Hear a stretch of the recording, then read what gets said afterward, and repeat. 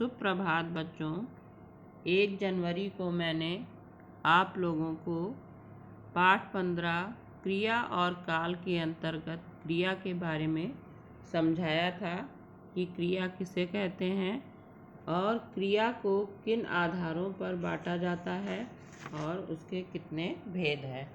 तो जिस शब्द से किसी कार्य के होने या करने का बोध हो उसे हम क्रिया कहते हैं, जैसे पढ़ना, लिखना आदि। और क्रिया के मूल रूप को हम धातु कहते हैं। पढ़ना में पढ़ जो है वो मूल धातु है, लिखना में लिख मूल धातु है। और क्रिया को जो है 2 आधारों पर बांटा जाता है। एक होता है कर्म के आधार पर, दूसरा होता है संरचना के आधार पर। कर्म के आधार पर क्रिया के 2 भेद होते हैं, अकर्मक क्रिया और सकर्मक क्रिया। और संरचना के आधार पर क्रिया के 5 भेद होते हैं, सामान्य क्रिया, संयुक्त क्रिया, नाम धातु क्रिया, प्रेरणार्थक क्रिया, पूर्वकालिक क्रिया। तो ये 5 भेद हैं बच्चों। और आज मैं आप लोगों को काल के बारे में समझाने जा रही हूँ। इसके लिए पहले मैं ये उदाहरण बता रही हूँ। जैसे कल मैंने एक कहानी पढ़ी, आज मैं दूसरी कहानी पढ़ रही हूँ, कल एक नई कहानी पढ़ूँगी। तो बच्चों, इन 3 उदाहरणों को देखने से पता चलता है कि हमने कार्य जो है वो किस समय में किया। तो कल मैंने एक कहानी पढ़ी, तो इससे पता चलता है कि काम जो है पहले हो चुका है। दूसरे वाक्य में है आज मैं दूसरी कहानी पढ़ रही हूँ, तो इससे पता चलता है कि पढ़ने का कार्य हो रहा है। तीसरा है कल एक नई कहानी पढ़ूंगी, तो इससे पता चलता है कि मैं आने वाले समय में कार्य को करूंगी। तो अब हम समझ सकते हैं कि क्रिया के जिस रूप से कार्य के होने के समय का बोध हो तो उसे हम क्या कहते हैं, काल कहते हैं। तो क्रिया को इन्हीं आधारों पर हम काल को जो है वो 3 भागों में जो है बांट सकते हैं, भूतकाल, वर्तमान काल, भविष्यत काल। यानी जो कार्य पहले हो चुका है वो भूतकाल में हो जाएगा, पास्ट टेंस। जो कार्य जो है वो वर्तमान समय में हो रहा है, अभी हो रहा है, उसे हम वर्तमान काल में रखेंगे। और जो कार्य आने वाले समय में होगा उसे हम भविष्यत काल कहेंगे। तो क्रिया के जिस रूप से हमें कार्य के होने के समय का बोध होता है उसे काल कहते हैं। तो इस तरह से हम समझ लें, काल का जो शाब्दिक अर्थ है आपका वो है समय। तो सबसे पहले हम जान लेते हैं भूतकाल। भूतकाल जैसा कि हमने बताया कि ये पास्ट टेंस है, जो कार्य पहले समय में पूरा हो चुका है उसे हम भूतकाल कहते हैं। जो अभी ना हो रहा है ना आने वाले समय में होगा, जो पहले हो चुका है उसे हम भूतकाल कहते हैं। तो वह क्रिया का वह रूप जिसमें ये जाना जाए कि काम जो है वो बीते हुए समय में हो चुका है उसे हम भूतकाल कहते हैं। जैसे उदाहरण के लिए शिकारी ने चिड़िया पकड़ी और वह कल आगरा गया था। तो इन उदाहरणों को पढ़ने से हमें पता चल जाता है कि कार्य जो है वो पहले पूरा हो चुका है बीते हुए समय में। तो ये भूतकाल की क्रियाएं हैं। भूतकाल के बच्चों 6 प्रकार होते हैं, 6 भेद होते हैं। सामान्य भूतकाल, आसन्न भूतकाल, पूर्ण भूतकाल, अपूर्ण भूतकाल, संदिग्ध भूतकाल, हेतुमत भूतकाल। ये 6 प्रकार हैं। अब इनको बारी बारी से हम समझ लेते हैं। सामान्य भूतकाल। सामान्य भूतकाल क्रिया के जिस रूप से पता चले कि कार्य जो है वो सामान्य रूप से बीते हुए समय में पूरा हो गया है और ये न पता चले कि कार्य जो है वो समाप्त हुए थोड़ी देर हुई है या अधिक देर हुई है। तो इसका बोध नहीं होता जिन वाक्यों से, उसको हम सामान्य भूतकाल कहते हैं। तो सामान्य भूतकाल में जैसे उदाहरण के लिए पिक्चर समाप्त हो गई और आज बहुत तेज़ धूप निकली, तो इससे ये नहीं पता चल रहा है कि कार्य जो है अभी अभी संपन्न हुआ है, इसे बहुत देर हुई है या अधिक देर हुई है। तो ये सामान्य भूतकाल है। पिक्चर समाप्त हो गई और आज बहुत तेज़ धूप निकली, तो इसको हम मान लेंगे कि ये सामान्य भूतकाल के उदाहरण हैं। दूसरा आपका जो प्रकार है वो है आसन्न भूतकाल। आसन्न का अर्थ होता है समीप या निकट, यानी कार्य जो है अभी कुछ देर पहले ही समाप्त हुआ है, निकट भविष्य में ही निकट बीते हुए समय में ही समाप्त हुआ है, तो उसको हम कहेंगे आसन्न भूतकाल। उदाहरण से जैसे समझ लेते हैं, मैंने पाठ याद कर लिया है, दादाजी अभी आए हैं। तो इन दोनों उदाहरणों से पता चलता है कि कार्य जो है कुछ समय पहले हुआ है। जैसे आपकी माँ आपसे पूछे कि पाठ याद कर लिया है, तो आपने कहा मैंने पाठ याद कर लिया है, और दादाजी अभी आए हैं। तो इन दोनों उदाहरणों से पता चलता है कि कार्य जो है वो कुछ समय पहले ही हुआ है। तो बच्चों, इसके द्वारा हमें पता चलता है कि कार्य कुछ समय पूर्व ही हुआ है, तो उसे हम आसन्न भूतकाल कहते हैं। बच्चों, भूतकाल का तीसरा प्रकार है पूर्ण भूतकाल। तो क्रिया के जिस रूप से हमें यह पता चले कि कार्य समाप्त हुए बहुत समय हो चुका है, मतलब ना तो वो अभी निकट भविष्य में पूरा हुआ है और ना उससे पता चलता है कि जो वो पूर्ण रूप से पहले ही समाप्त हो चुका है। तो पूर्ण भूतकाल में जो काफ़ी समय पहले कार्य हो जाता है बीते हुए समय में, उसे हम पूर्ण भूतकाल कहते हैं। उदाहरण से समझ लेते हैं, नाटक प्रारंभ होने से पूर्व मैं हाल में पहुंच गई थी, यानी कार्य को समाप्त हुए बहुत समय हो चुका है। जैसे हम किसी को बता रहे हैं कि विद्यालय शुरू होने से पहले ही मैं जो है विद्यालय पहुंच गई थी। तो इस तरीके से कार्य जो है बहुत समय पहले पूर्ण हो चुका है। इस वाक्य से ज्ञात होता है, मैंने परीक्षा से पहले तैयारी कर ली थी, यानी परीक्षा के आने से पहले ही तैयारी पूरी कर ली थी। तो इन क्रियाओं से पता चलता है कि कार्य जो है वो बहुत समय पहले हो चुका है, और इस वाक्यों के अंत में था, थी, थे आदि लग जाते हैं। तो इस तरह से इसकी पहचान होती है। अपूर्ण भूतकाल, जहाँ पर कार्य चल रहा हो, उसके समाप्त होने का ज्ञान न हो, तो वहाँ पर अपूर्ण भूतकाल होता है। जैसे उदाहरण से, वर्षा हो रही थी, नाटक चल रहा था, यानी जब आप वहाँ से जो है निकले या गुजरे, तब जो है वो वर्षा हो रही थी। समाप्त हुई कि नहीं हुई ये पता नहीं है, तो ये अपूर्ण भूतकाल है। और नाटक चल रहा था, जब आप वहाँ थे तब नाटक जो है वो चल रहा था, वो अभी समाप्त नहीं हुआ था।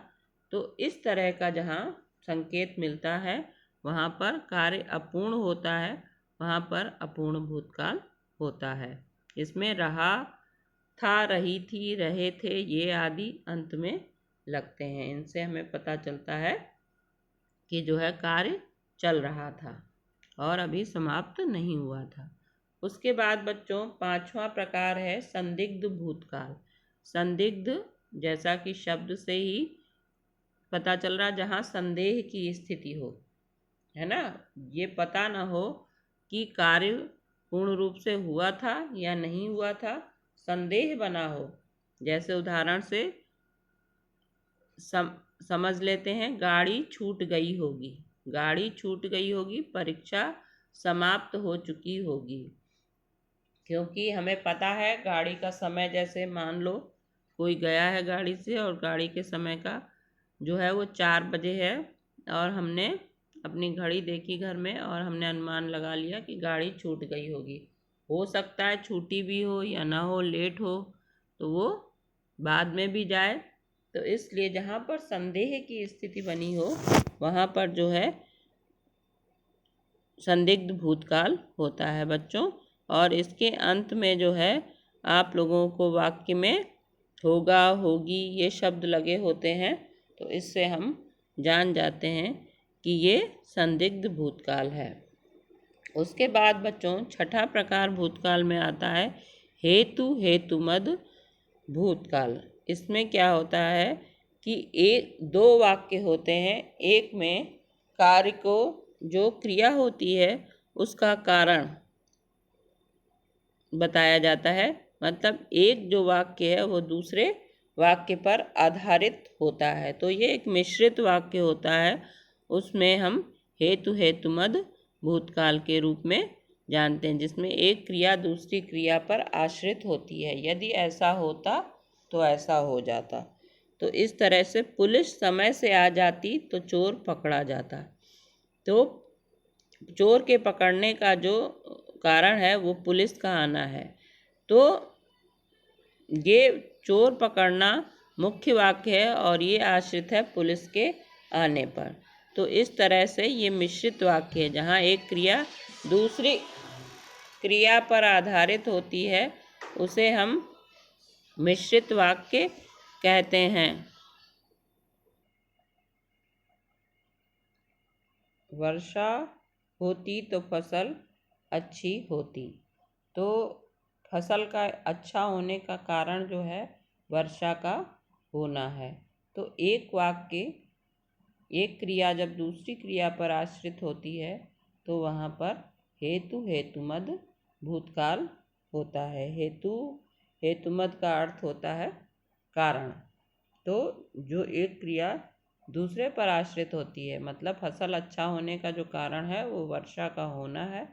तो यहाँ पर जो है वाक्यों में जो क्रिया होती है उसमें एक कोई ना कोई शर्त लगा दी जाती है। तो जहाँ पर ऐसी बातें होती हैं और भूतकाल में काम के पूरा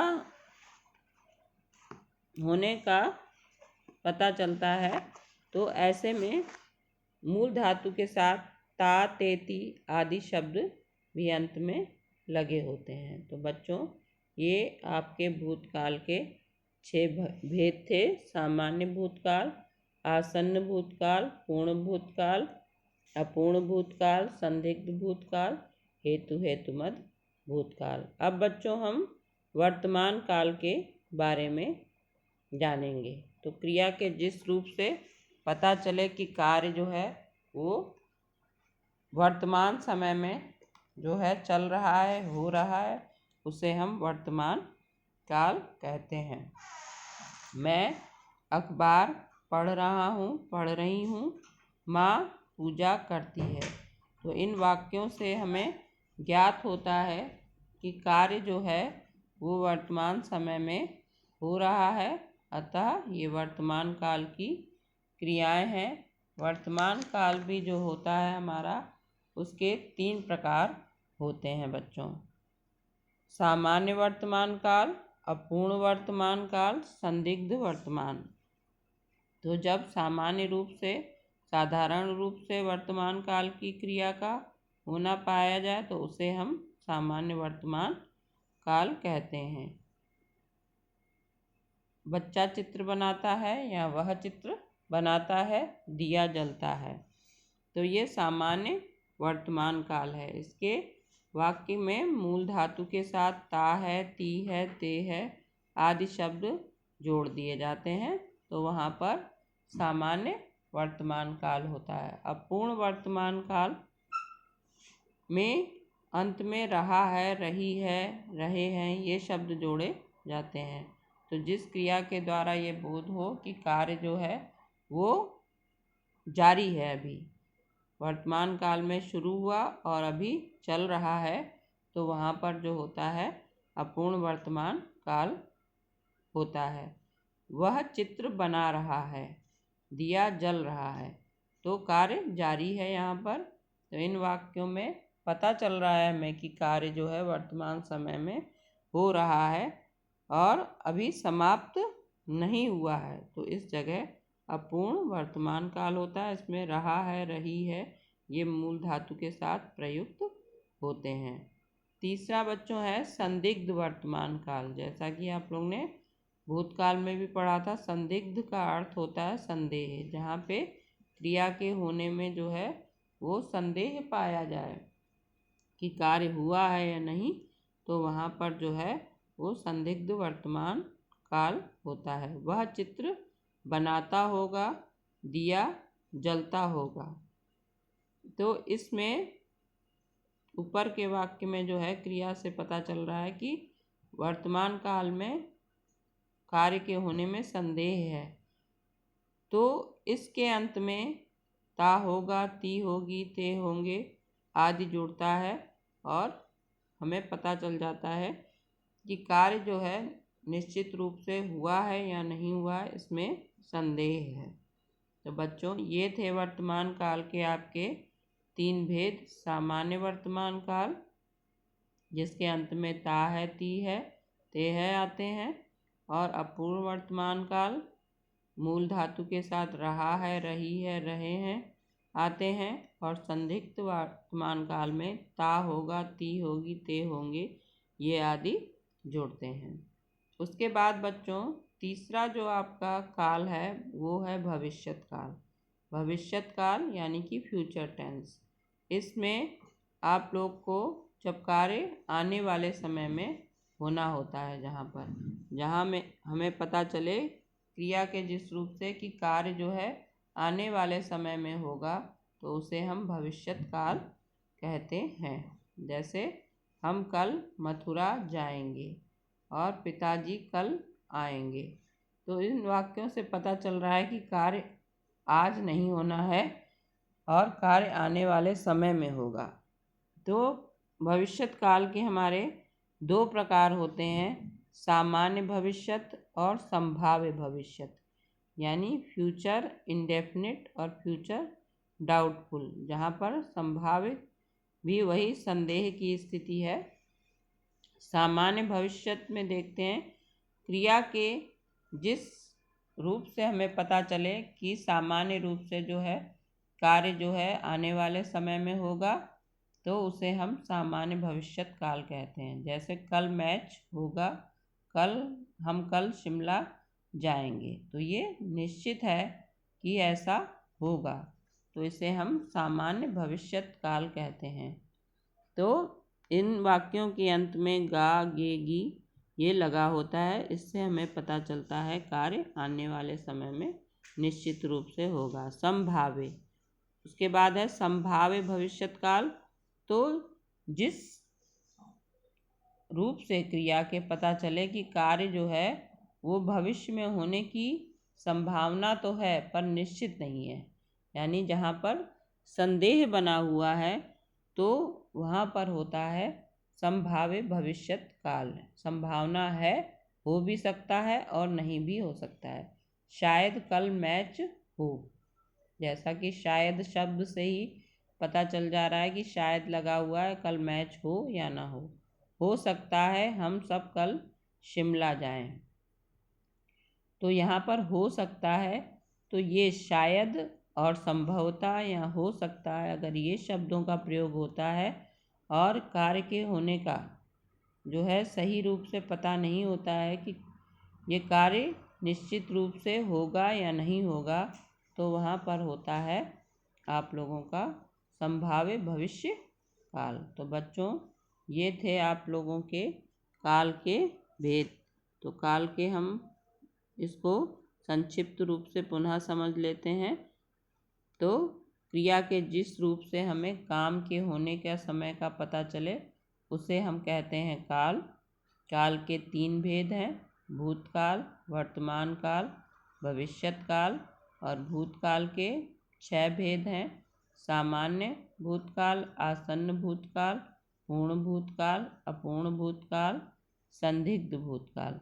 वर्तमान काल के 3 भेद हैं, सामान्य वर्तमान, अपूर्ण वर्तमान, संदिग्ध वर्तमान। और भविष्यत काल के हमारे 2 भेद हैं, सामान्य भविष्यत और संभाव्य भविष्यत। तो बच्चों अब आप लोग को समझ में आ गया होगा कि काल किसे कहते हैं और काल के कितने भेद होते हैं। यदि फिर भी कोई समस्या या परेशानी आती है तो आप मुझसे पूछ सकते हैं और मैं इस पाठ से संबंधित प्रश्नों के उत्तर आपको लिखने के लिए दूंगी और गृह कार्य के लिए 2 प्रश्न भेजूंगी। धन्यवाद बच्चों।